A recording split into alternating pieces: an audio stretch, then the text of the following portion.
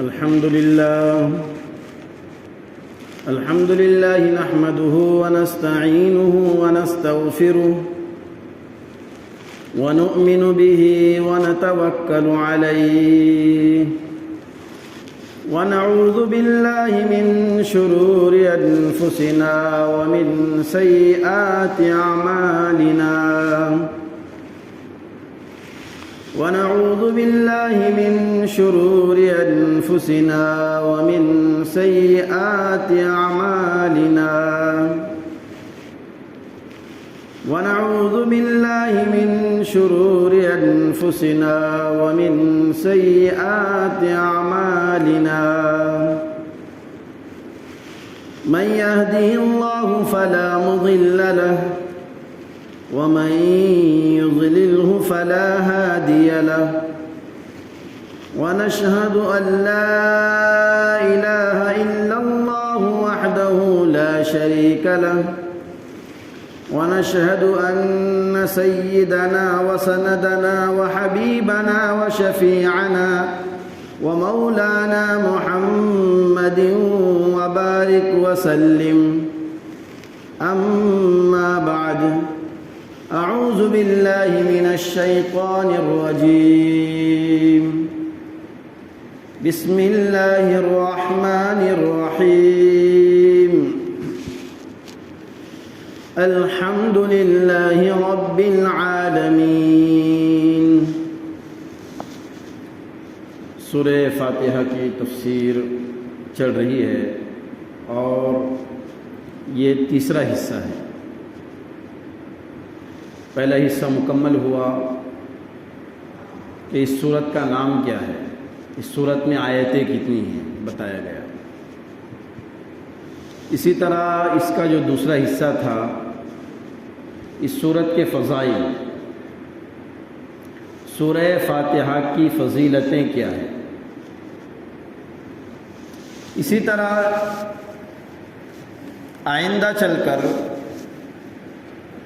آخر میں اس سورت کے تحت کون کون سے مسائل آتے ہیں اور سورہ فاتحہ کے ذریعے کن احکام کا ہمیں علم ہوتا ہے، وہ بھی انشاءاللہ ہمارے سامنے آئندہ آئے گا۔ گزشتہ سے پیوستہ ماقبل سے ربط، گزشتہ جمعہ میں اس سورت کی فضیلتیں ہمارے سامنے آئیں اور بتایا گیا کہ حضرت نبی کریم صلی اللہ علیہ وسلم کا ارشاد ہے کہ سورہ فاتحہ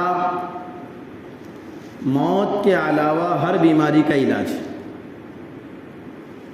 بلکہ یوں کہا گیا تھا،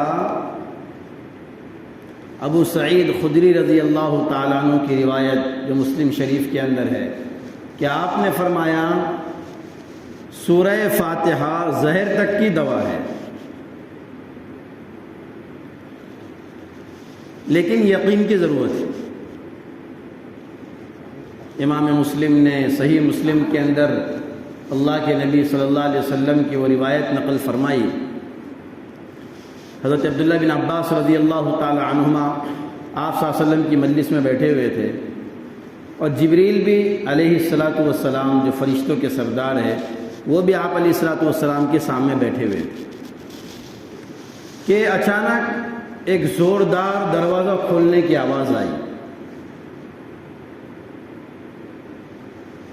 جبریل نے آسمان کی طرف دیکھا، آپ کے سامنے بیٹھے ہوئے تھے صلی اللہ علیہ وسلم، آسمان کی طرف جبریل نے دیکھا۔ آپ نے پوچھا جبریل یہ کیسی آواز ہے، اتنی زوردار آواز تو اس سے پہلے کبھی نہیں آئی۔ جبریل کہنے لگے اللہ کے نبی یہ جو دروازہ کھلا ہے نا آسمان کا، یہ آج پہلی مرتبہ کھلا ہے، اس سے پہلے کبھی یہ دروازہ نہیں کھلا، اور یہ فرشتہ اندر سے نکل رہا ہے تو یہ فرشتہ بھی اس سے پہلے کبھی دنیا میں نہیں آیا، پہلی مرتبہ یہ دنیا میں آ رہا ہے۔ جبریل کی اللہ کے نبی کی باتیں ہی چڑھ رہی تھی کہ وہ فرشتہ حاضر ہو گیا۔ اللہ کے نبی صلی اللہ علیہ وسلم کے سامنے دوزانو فرشتہ بیٹھ گیا اور اس نے یوں کہا اللہ کے نبی میں 2 نور کی خوشخبری آپ کے سامنے لے کر آیا ہوں، 2 نور کی بشارت آپ کے سامنے لے کر آیا ہوں۔ اور اللہ کے نبی یہ بشارتیں آپ سے پہلے کسی نبی کو نہیں دی گئی۔ آپ وقت کے پیغمبر ہیں اور آپ سے پہلے بھی بہت سارے نبی گزرے، لیکن ایسی خوشخبری، ایسی بشارت اگلے نبیوں میں کسی کو نہیں دی گئی۔ اور یہ جو 2 ہدیے لے کر آیا ہوں میں، یہ 2 ہدیے بھی اس سے پہلے کسی کو نہیں ملے۔ کہنے لگے پہلا ہدیہ سورہ فاتحہ ہے، دوسرا ہدیہ سورہ بقرہ کا آخری رکوع، للہ ما فی السماوات و ما فی الارض وان تبدوا ما فی انفسکم او تخفوہ یحاسبکم باللہ سے فانصرنا علی القوم الکافرین تک۔ فرمایا اللہ کے نبی یہ جو 2 نور ہے، یہ 2 نور کے ذریعے جو بھی دعا کرو گے اللہ تمہاری دعا قبول کرے۔ پہلا نور سورہ فاتحہ، دوسرا نور سورہ بقرہ، وہ بھی آخری رکوع پڑھنا ہے، ہر ایک کو یاد ہوتا ہے، آمن الرسول بما انزل الیہ من ربی والمؤمنون۔ لیکن جو ہے اس کے لیے یقین کی ضرورت ہے۔ بہت ساری باتیں پچھلے جمعے سے ہمارے سامنے آئی کہ یہ وہ صورت ہے جو ہم ہر نماز میں پڑھتے ہیں، لیکن اس کے خزینے کا علم ہم کو نہیں تھا کہ بھئی لمبے چوڑے جو ہے صورتیں پڑھنے کی ضرورت نہیں ہے۔ مختصر صورت سورہ فاتحہ، سورہ اخلاص 7 مرتبہ اگر پڑھ کر ہم کسی بچے پر دم کر دیں، اللہ کی ذات سے یقین ہے اللہ تعالیٰ اس کو سب بیماری سے شفا دے دے گا۔ اتنا بڑا خزانہ ہمارے پاس، یقین کی ضرورت۔ حضرت خالد بن ولید رضی اللہ تعالیٰ عنہ، نام سنا ہوں گا آپ نے، بہت بڑے صحابی، جرنیل، خالد سیف اللہ کا لقب ملا، اللہ کی تلوار، اتنے زبردست بہادر تھے۔ ایک میدان جنگ میں تھے اور سامنے رومی لوگ تھے اور ان کا لشکر زیادہ، خالد بن ولید کے پاس کم لوگ۔ تو وہ جو ان کا رومی لوگوں کا جو جرنیل تھا عیسائی، وہ خالد بن ولید کے پاس آیا اور کہنے لگا اپنی فوج کو مرواؤ گے؟ تو کیا ہوا؟ اتنی مٹھی بھر لوگ لے کر آیا ہمارے سامنے، ادھر دیکھ کتنا بڑا ٹھاٹے مارتا سمندر ہے۔ تو کیا ہوا پھر؟ کہا کہ ہم نے اپنی تلواروں کو ایسا زہر لگایا ہے، اگر وہ کسی انسان کو لگ جاوے نا تو انسان اس سے مر جاتا ہے۔ یہ تو جتنے لوگ لے کر آئے یہ بچیں گے نہیں۔ حضرت خالد بن ولید رضی اللہ تعالیٰ عنہ کا ایمان اور یقین دیکھیے۔ حضرت خالد بن ولید کہنے لگے وہ جو تمہارے زہر کی بوتل ہے وہ لے کر آؤ، وہ زہر کی شیشی لے کر آؤ۔ حضرت خالد بن ولید کے پاس وہ شیشی لائی گئی، کہنے لگے زمین پر الٹاؤ۔ تھوڑا سا زمین پر الٹایا تو زمین ابلنے لگی، اتنا خطرناک زہر۔ فرمایا اب میری ہتھیلی پر رکھ، ہتھیلی پہ رکھا اور پی گئے اس کو۔ یہ تو ڈر رہا تھا اب کیا ہوگا، یہ تو جو ہے جل کر بھسم ہو جائے گا۔ وہ زہر زمین جس سے ابلتی ہو انسان کے بدن میں جائے تو اس کا کیا ہوگا؟ تھوڑی دیر کے بعد کہنے لگے تیرا زہر میرے گلے پر اثر نہیں ہوا، خراش گلے میں نہیں آئی، وہ ہماری فوج کو کیا اثر کرے گا؟ اور خالد بن ولید نے یہ زہر پینے سے پہلے جو دعا پڑھی تھی، بسم اللہ الذی لا یضر مع اسمہ شیء فی الارض ولا فی السماء وهو السمیع العلیم، یہ دعا پڑھی اور دعا پڑھنے کے بعد آپ نے اس کو پیا۔ اس کا اثر کہ ان کی سازش یہ تھی کہ اتنا خطرناک زہر ہے کہ خالد بن ولید کا لشکر مر جائے گا اس سے۔ کہنے لگے تیرے زہر سے میرے گلے میں خراش بھی نہیں آئے گی، میرے فوج کو کیا اثر ہوگا؟ اگر اعتماد اور یقین اللہ کی ذات سے ہونا تو بسم اللہ بھی اثر کرتی ہے، اور اگر یقین اللہ کی ذات پر نہ ہو تو الحمدللہ کہ ساری آیتیں پڑھے تو کوئی فرق نہیں ہوگا۔ اس لیے یقین ہونا ضروری۔ تو یہ جتنی باتیں ہمارے سامنے آئی سورہ فاتحہ کے تعلق سے پچھلی مرتبہ اور آج بھی بتائی گئی ہے، تو اس کی جو فضیلتیں ہیں ہم اس کو اللہ کی ذات پر یقین رکھتے ہوئے اس پر عمل کریں۔ آپ خود اس کے جو ہے نتائج دیکھیں گے۔ اب یہ فضیلتوں کے بعد تیسرا نمبر اس سورت کا آتا ہے کہ یہ جو آیتیں ہیں 7 آیتیں اس کی تفسیر، پہلی آیت الحمدللہ رب العالمین، دوسری آیت الرحمن الرحیم، اور تیسری آیت مالک یوم الدین۔ کوشش اس بات کی کریں گے کہ آج یہ تینوں آیتوں کی تفسیر مکمل ہو جائے گا۔ تو سب سے پہلے ہے الحمدللہ رب العالمین۔ یہ جو قرآن کریم کی پہلی آیت ہے، اس میں الگ الگ 3 جملے ہیں۔ ایک تو الحمد ہے، دوسرے نمبر پر رب ہے، اور تیسرے نمبر پر عالمین ہے۔ تینوں کو ہمیں سمجھنا ہے۔ الحمد کا کیا مطلب ہے، رب کا کیا مطلب ہے، اور عالمین کا کیا مطلب ہے۔ جب آدمی معانی کے استحضار کے ساتھ نماز پڑھے گا نا، تو اس کی نماز کے اندر کا خشوع اور خضوع بڑھ جائے گا۔ ایک تو یہ کہ ایسے ہی پڑھ رہا ہے الحمدللہ رب العالمین الرحمن الرحیم، اس کو معلوم نہیں ہے اس میں کیا کہا جا رہا ہے۔ لیکن ایک آدمی جو تفسیر میں بیٹھتا ہے، قرآن مجید کا ترجمہ سنتا ہے، اس کو معلوم ہے کہ الحمدللہ رب العالمین کا مطلب کیا ہے۔ جب وہ پڑھے گا اس استحضار کے ساتھ میں، تو پھر اس کے خشوع اور خضوع میں نماز کے اندر اس کا اضافہ ہو جائے گا۔ تمام تعریفیں اس اللہ کے لیے ہیں جو تمام جہانوں کا پالنے والا ہے۔ تو سب سے پہلے اس کے اندر الحمد ہے۔ حمد کا مطلب ہوتا ہے کسی کی تعریف کرنا، هو الثناء الجمیل بنعمت او غیرها علی اللسان۔ حمد کہتے ہیں کسی کی تعریف کرنا، کسی کی خوبی بیان کرنا، چاہے کوئی نعمت اس کو حاصل ہو یا نہ ہو۔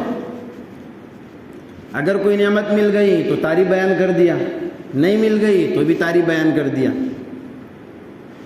تو اس کو کہتے ہیں حمد۔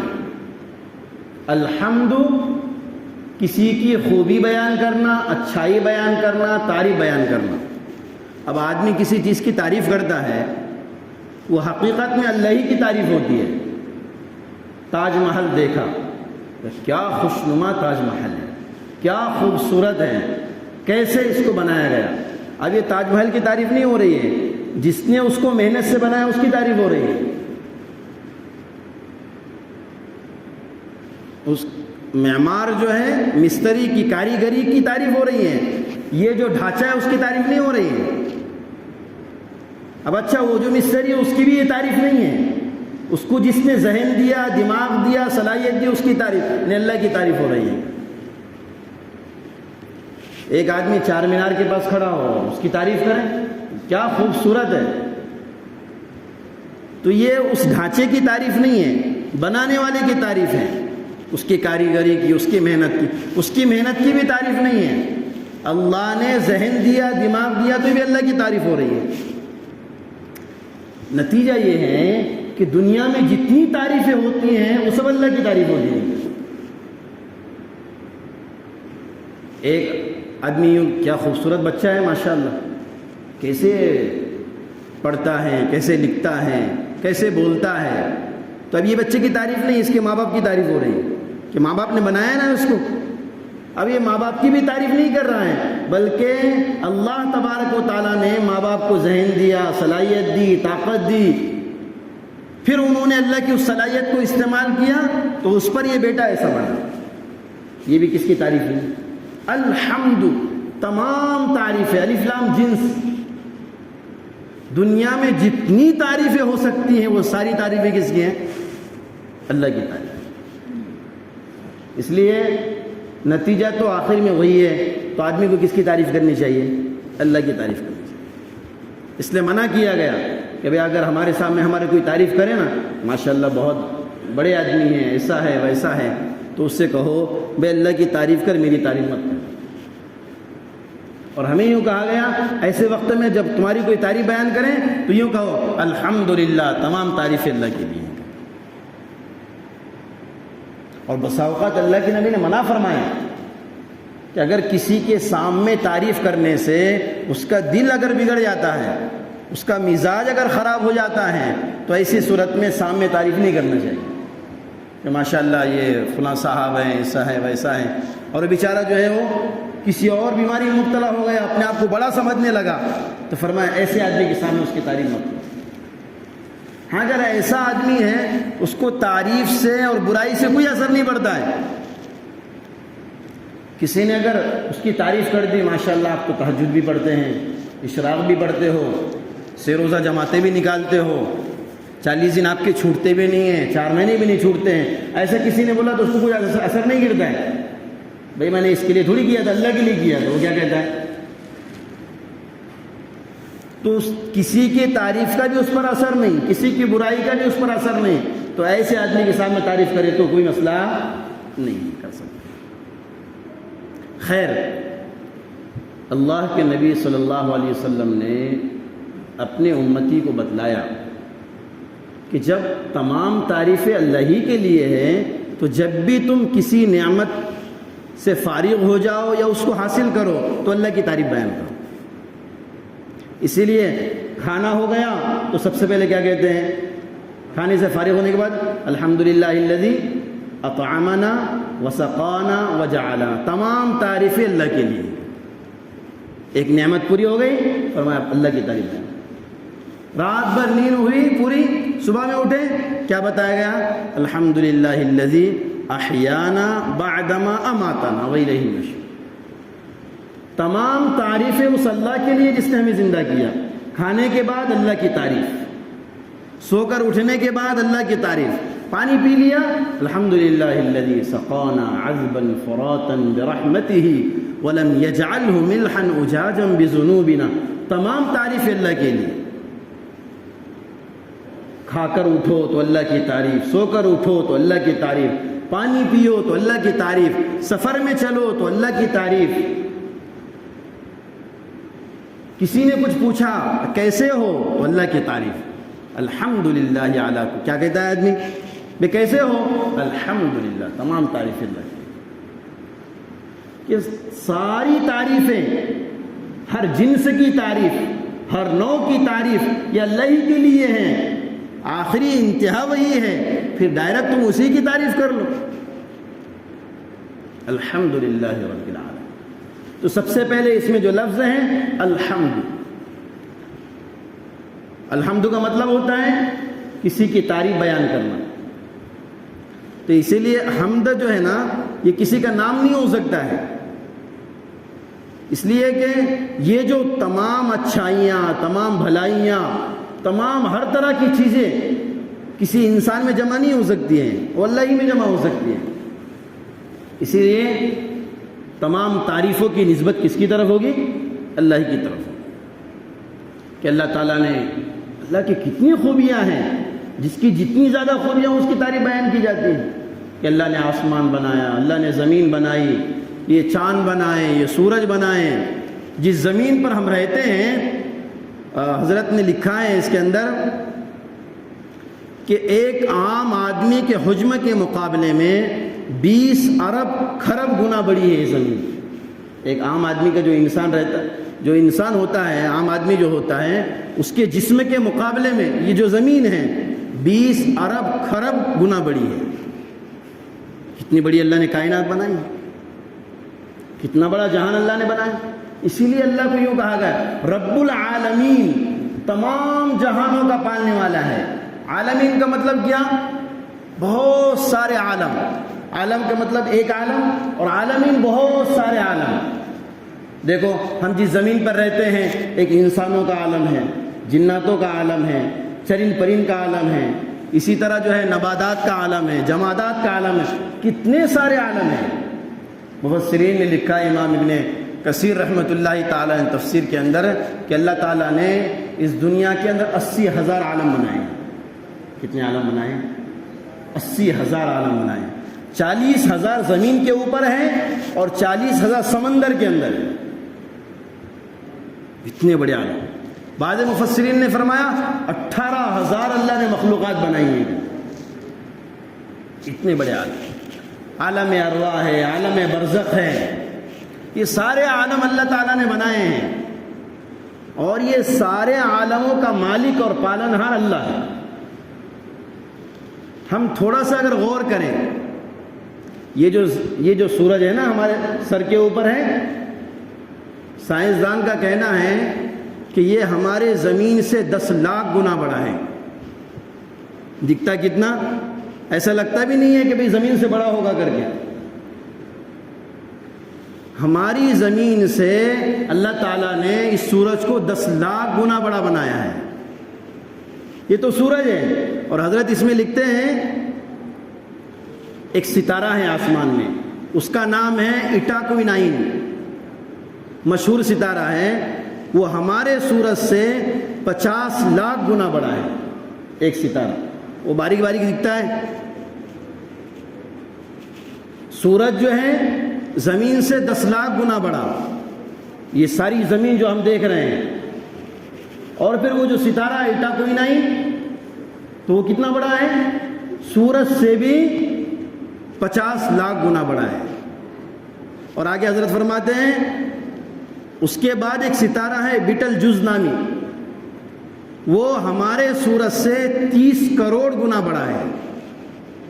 کیسے کیسے اللہ تعالیٰ نے کائنات بنائی ہے، ہم تو سمجھ رہے کہ بس یہی عالم ہے، بس اس کے علاوہ کیسے کیسے عالم اللہ نے بنائے ہیں۔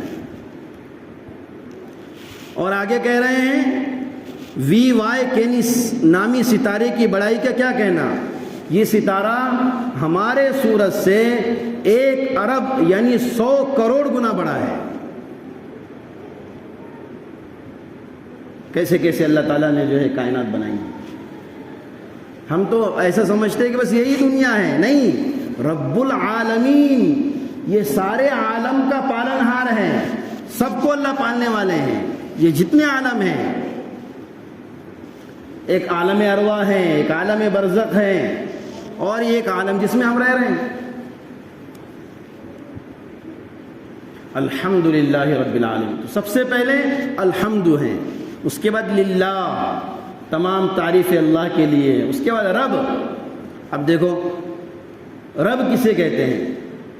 رب کہتے ہیں پالنے والے کو، پرورش کرنے والا، پالنے والا، درجہ بدرجہ کسی چیز کو اس کے ضرورت کے مطابق اس کی منزل تک پہنچانے والا، اس کو کہتے ہیں رب۔ اور یہ اللہ ہی ہو سکتا ہے۔ تو اللہ تعالیٰ نے یہ ساری کائنات بنائی۔ قرآن کے شروع میں دیکھیے، شروعات ہو رہی رب العالمین سے، اور جب ختم ہو رہا ہے تو کیا ہو رہا ہے؟ قل اعوذ برب الناس، ادھر رب العالمین ادھر رب الناس۔ قرآن کا شروع رب العالمین کے ذریعے، قرآن مکمل ہو رہا ہے رب الناس کے ذریعے، اور فرمایا زندگی گزارو ان الذین قالوا ربنا اللہ ثم استقاموا۔ عالم ارواح میں ہیں تو اللہ تعالیٰ پوچھ رہے ہیں الست بربکم، کیا میں تمہارا رب نہیں ہوں؟ جب ہمارا جسم نہیں تھا، صرف ہماری روحیں تھیں، اور ہماری روحوں سے اللہ تعالیٰ نے سوال کیا تھا الست بربکم، کیا میں تمہارا رب نہیں ہوں؟ تو ہم نے کہا تھا بلا، کیوں نہیں اللہ، آپ ہمارے رب ہیں۔ یہ تو کب؟ عالم ارواح کے اندر، اور قبر میں جائیں گے تو پہلے سوال کیا ہوگا؟ من ربک۔ عالم ارواح نے اللہ تعالیٰ نے پوچھا الست بربکم، رب کے بارے میں وہاں سوال، قبر میں جانے کے بعد بھی کس کا سوال ہو رہا ہے؟ رب کا سوال ہو رہا ہے، من ربک، تیرا رب کون ہے؟ اور زندگی گزارنے کے تعلق سے کہا جا رہا ہے ان الذین قالوا ربنا اللہ ثم استقاموا، کہ یقیناً وہ لوگ جنہوں نے یوں کہا اللہ ہمارا رب ہے، اور وہ پھر اس پر قائم رہے۔ تو بھائیو، رب کو ہمیں سمجھنے کی ضرورت ہے۔ ہمیں پالنے والا کون ہے؟ ہمیں کھلانے والا کون ہے؟ ہماری تربیت کرنے والا کون ہے؟ درجہ بدرجہ ہماری ضرورتوں کو پورا کرنے والا کون ہے؟ کیسے اللہ تبارک و تعالی بندے کی تربیت کرتے ہیں، کیسے اللہ تبارک و تعالی بندے کی پرورش کرتے ہیں، کوئی انسان نہیں کر سکتا۔ حضرت ذوالنون مصری رحمۃ اللہ تعالی علیہ بہت بڑے آدمی ہیں، امام رازی رحمۃ اللہ علیہ تفسیر مفاتیح الغیب کے اندر انہوں نے ان کی اس بات کو نقل فرمایا۔ ذوالنون مصری رحمۃ اللہ تعالی علیہ گھر سے باہر نکلے اور کہا کہ مجھے بے چینی ہوئی تو میں گھر سے باہر نکل گیا۔ میں نے دیکھا دریائے نیل کے پاس میں آ کر کھڑا ہوا، کہا کہ موٹا سا بڑا بچھو جو ہے وہ دریا کی طرف بڑھ رہا ہے۔ تو میں نے دیکھا کہ بھئی چلو دیکھتے ہیں کیا مسئلہ ہے۔ جیسے جیسے وہ پانی کے قریب ہوا تو کچھوا اس کو لینے کے لیے وہاں آ کر پہنچا ہوا تھا۔ جیسے ہی بچھو جو ہے اس کے پیٹھ پر سوار ہوا اور دریا کے اس کنارے جو ہے اس نے اس کو پہنچا دیا۔ ذوالنون مصری رحمۃ اللہ تعالیٰ علیہ فرمانے لگے کہ میں سوچ میں پڑ گیا کچھ نہ کچھ معاملہ ہے، تو میں نے اپنے کپڑے نکالے اور میں نے دریا کے اندر جو ہے چھلانگ لگائی اور میں بھی ان کے پیچھے پیچھے چلے گیا۔ فرماتے ہیں میں نے دیکھا کہ جیسے ہی وہ کچھوے نے اس کو وہاں چھوڑ دیا، وہ بچھو چلتا چلتا چلتا ایک آدمی کے قریب گیا جو شراب کے نشے میں درخت کے نیچے دھت پڑا ہوا تھا، اور میں نے دیکھا کہ ایک اژدہا اس کے ناف کی طرف سے بیٹھ کر پھنی نکال کر اس کے منہ کے سامنے کھڑا ہوا تھا۔ سونے والا جو شخص تھا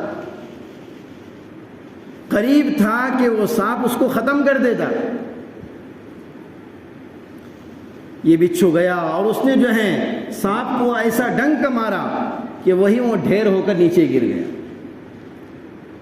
دوسری جو ہے تفسیر کے اندر آگے کے جو جملے نقل فرمائے امام رازی رحمۃ اللہ تعالیٰ نے تفسیر میں، کہنے لگے وہ جب سانپ گر کر ڈھیر ہو گیا، بچھو نے کام تمام کر کے چلے گیا، تو وہ جب بیدار ہوا تو میں نے اس سے کہا بھائی تو غفلت کی نیند سویا ہوا تھا شراب پی کر، معلوم نہیں تیرے رب نے تیرے ساتھ کیا احسان کا معاملہ کیا، کیا کیا؟